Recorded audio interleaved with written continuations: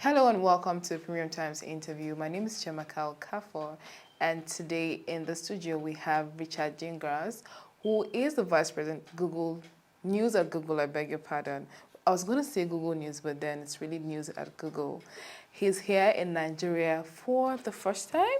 Yes. For the first time, he's visited Nigeria, and he attended the first West African Journalism Innovation Conference. Innovation is the word I want you to pay attention to all through this conversation we'll be having with Richard. But first, let's welcome Richard. Good morning, Richard. Good morning. Thank Excellent you to be for joining us today. This is your first time in Nigeria. In Africa? here. No. No, in Nigeria. West Africa? I think so. Interesting. And what has been your experience so far? What do you think? It has been a very impressive experience. In fact, an inspiring experience, and I'll tell you why.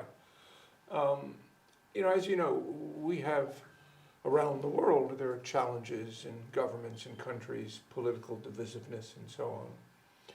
What I found really inspiring here was not only the extraordinary amount of very thoughtful people pursuing quality journalism, right, at the West African Innovation Journalism Conference, young, old, men, women, but also the discussion about the importance of journalism's role and the importance of maintaining democracies.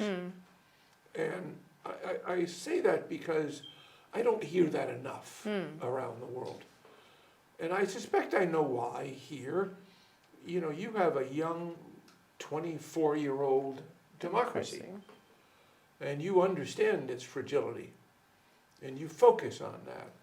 I come from a country that's had a democracy for 250 years, but right now it's an extraordinarily fragile democracy, and I don't feel that people in my country are even fully aware that that's the case. I think we've taken it for granted. And so I find that really inspirational. I find it inspirational that the journalists here are recognizing the challenge of how to create quality journalism that is relevant and valued and reaches people in all the ways we need to reach them in this digital world of ours. Thank you. So that leads us straight into the conversation about the nexus, journalism, democracy, innovation, and journalism sustainability, which I think is the crux of the conversation for the conference. It is, like you said, taken for granted oftentimes, and I dare say even here in Nigeria, the importance journalism plays in a democracy.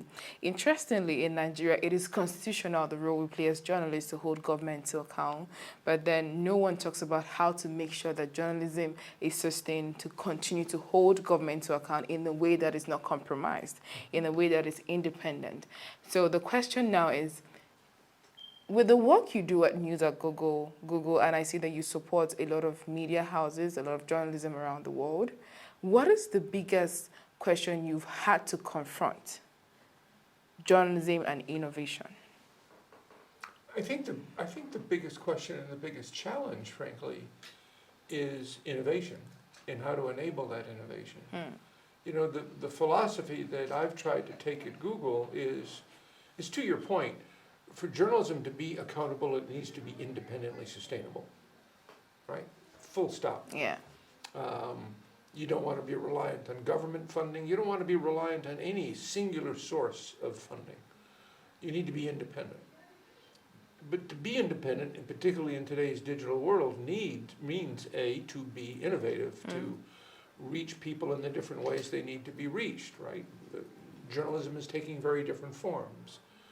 Is also, are we doing the right thing to understand how our societies, whether yours or mine, understand journalism? Are they finding it relevant? Are they finding it valued? If they don't find it valued, then they're not going to contribute or subscribe to the offerings that you present to them. So that's really critical. Now, different governments around the world are going to address these things differently. Some governments may provide government support. In some cases, governments are suggesting that tech companies provide support. we're happy to provide support, but again, I feel we wouldn't be doing it in the right way if we didn't recognize the importance of enabling independence. And so, I've written about this a lot in saying that, press freedom is so important, and it's going to be up to individual governments to decide how best to enable it. And those are key questions. Not that we can decide, but that you and your society can decide. As I say, what flavor of press freedom do you want in your society? And how do you do it in such a fashion that it maintains that critical degree of independence such that you can actually be effective in holding institutions to account? So I like how you framed that question. What flavor of press freedom do you want in your society? And then it leads me back to the conversation around how journalism is functioning in the digital age, which is where we are now, and how responsibility is pushed to different tables on how to make media sustainable. And the question I ask each time is, if we ask tech companies to fund journalism, or if we ask government to fund journalism, or even philanthropists to fund journalism, where then do we draw the line for independence? Precisely. Where then do we say, hands off and let us do this work without your interference? Because like the very cliche thing, he who pays the piper detects the tune. And so how then is tech, because that's where you work, and like you said, you've done this for 50 years, how have you in the last 50 years of your job made sure that interference is little or non-existent? Again, it is so much, first of all, in the principles and the wisdom of those who lead those news organizations to resist interference. But I do think it is also intrinsic to the sources of financial support. As I said, dangerous to be over-reliant on any singular source. Let's not kid ourselves. I worked in public broadcasting in the United States. That was a very political issue in the United States, such that public broadcasting in the United States is not really seen as a rich source of journalistic content. Because early on, there were challenges with an administration and who threatened to take away the funding if we didn't do the right thing. Exactly. So one has to be careful about that. I go beyond that and say, well, if a country says, we think journalism should be funded by third parties in some fashion, even there I say, come up with a structure that tries to ensure as much independence as possible, right? I don't like to see Google in the middle of deciding who gets funding. That's not our job, right? And it will, at the very least, by perception, it'll create a perception of undue influence. So, throughout my career at Google, my objective first has been, how do we enable independent success, not provide financial support? Now, but if a country says, thou shalt provide financial support, then let's figure out what the most thoughtful, smart way to approach it such that independence is maintained. Interesting. So, again, digital era, innovation, a market, getting people to subscribe to the different offerings, like you rightly said, that media outlets or newsrooms are providing. For instance, in Nigeria, a lot of people will not pay for news. Yeah. And I would like to attribute it to the plurality of the media. Everyone has a publishing press, you said that, in their hands. And so people decide what they want to consume and where they want to go and consume it. So speaking to innovation, which enables sustainability, how then would you think or advise, as someone who has worked within these policies for a long time, that's why I'm asking you this question, how would media houses, and also my media house, Premium Times, is also facing that challenge, like that what we're saying, the media is facing an existential crisis. So advertising revenues are down, and they've been going down, so it just keeps declining. So how then do we confront the reality of the time? Everyone is a publisher, and then you also want to invite them to patronize whatever it is you're selling. How do we do that? I think there there are many ways that one can approach it, and there are many answers. There's not a singular answer. I do think it starts first with make sure, as the Premium Times, do you understand the audience that you're trying to serve? How do they perceive you? What do they value?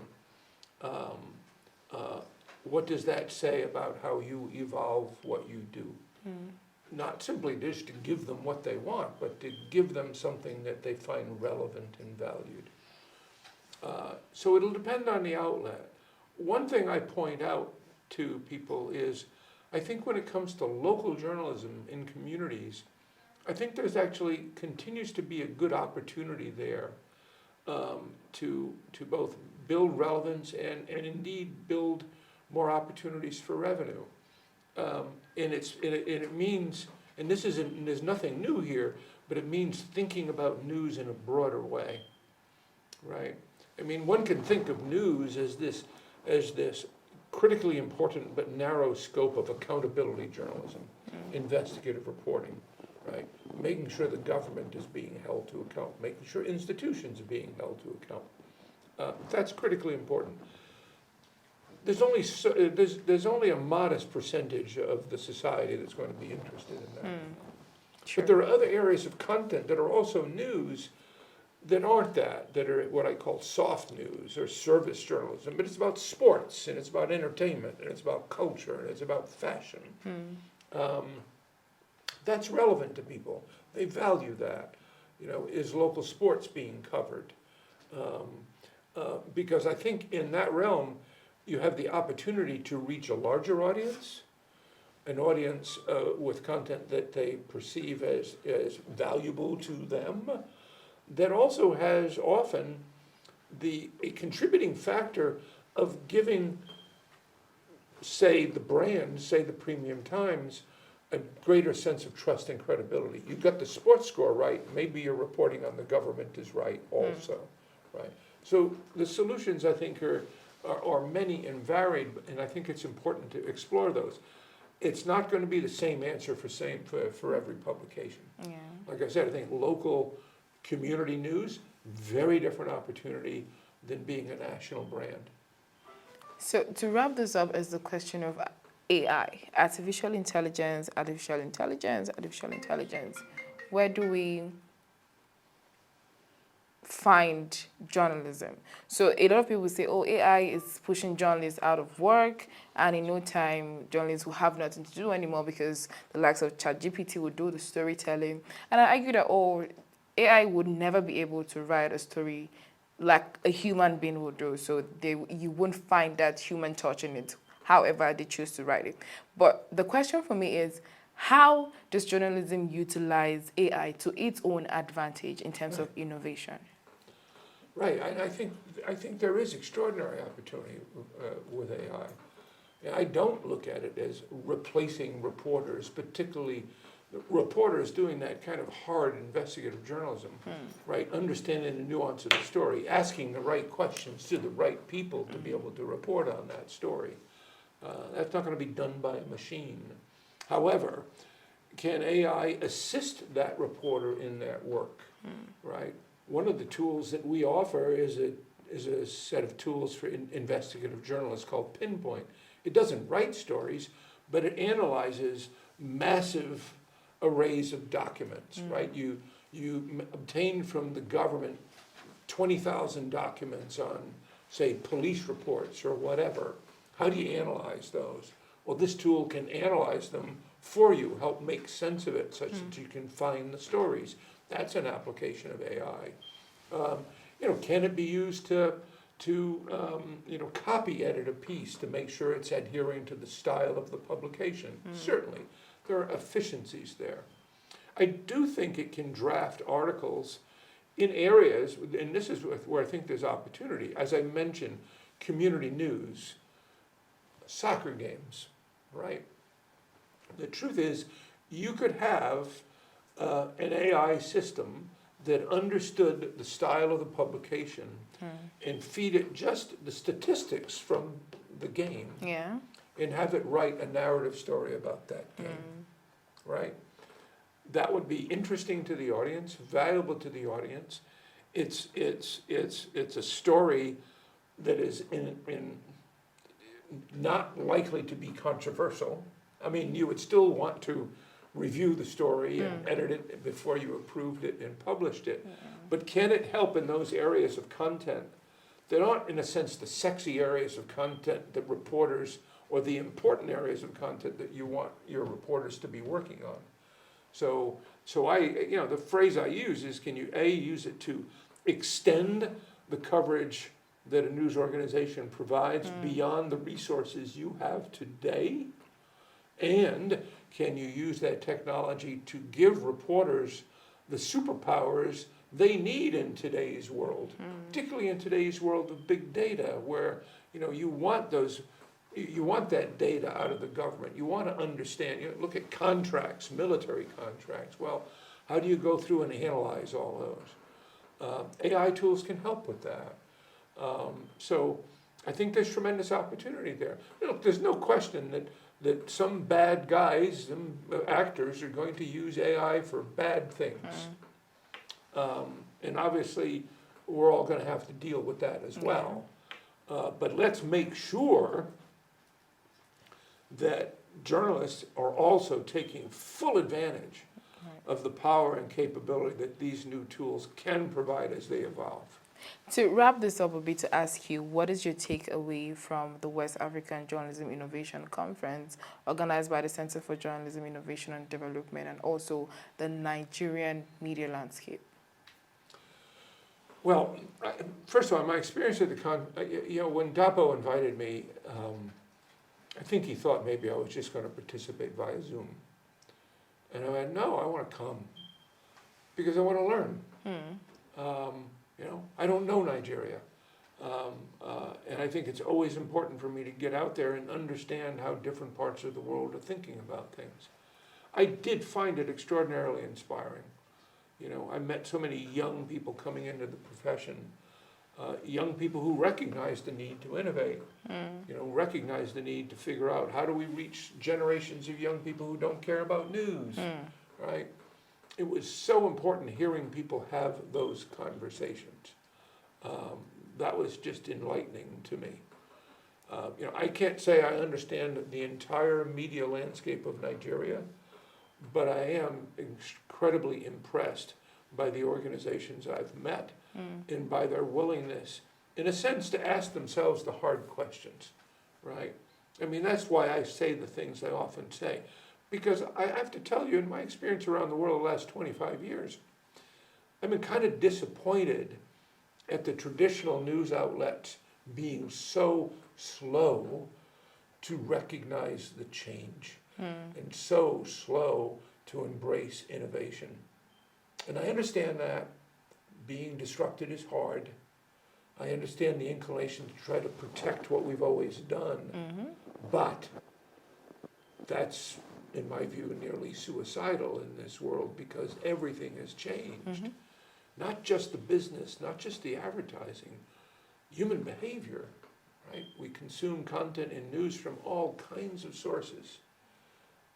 So we might want to be thoughtful about how we understand and embrace that, and embrace the innovation necessary to get there. Not that that's easy, it's obviously not easy, right? Innovation is an easy word to say, not easy to do. It means trying things. It means trying things that don't work. It means learning from the things that you tried and trying again. But in all my experience in my career, and as I've said, in my career I've made more mistakes than you because I've simply had more opportunity in new and different areas to try things that didn't work. But every time you do, you learn something. And if there's anything I learned, and this is something an early mentor told me, he said, Richard, one thing I can tell you is if you try as hard as I know you will try, there is no such thing as failure. Your business might fail, but you won't. Because I think you'll be smart enough to learn from everything you've done, even when what you tried did not work. Thank you very much, Mr. Richard Gingras. It's been an interesting conversation. I think the takeaway for all of us and our viewers would be the importance and how AI is a double-edged sword, but in all of what it is, journalists and the good people of the world need to leverage it to do great things and good journalism. We thank you very much for being here, and we hope that the rest of your stay in Nigeria is blissful, and we hope you get to try a few Nigerian dishes, which I'm sure you've tried during the conference. I finally tried jollof rice. I will gladly try more things. And by the way, as you said, one of the things I think it's always important to recognize about technology, right? Technology is not something that intrinsically has values. It has value. Like that piece of steel, is it used for a sword? Is it used for a plow? Yeah. Right? And so in all of this, it's always, I find it's always incorrect to assume that somehow technology is the savior or that technology is the devil. It's not. It's in what we do with it. Exactly. Thank you very much. And that was Mr. Richard Gingras, the Vice President News at Google here at Premium Times. Do not forget to follow us on all our social media handles, Premium Times. Thank you and see you again.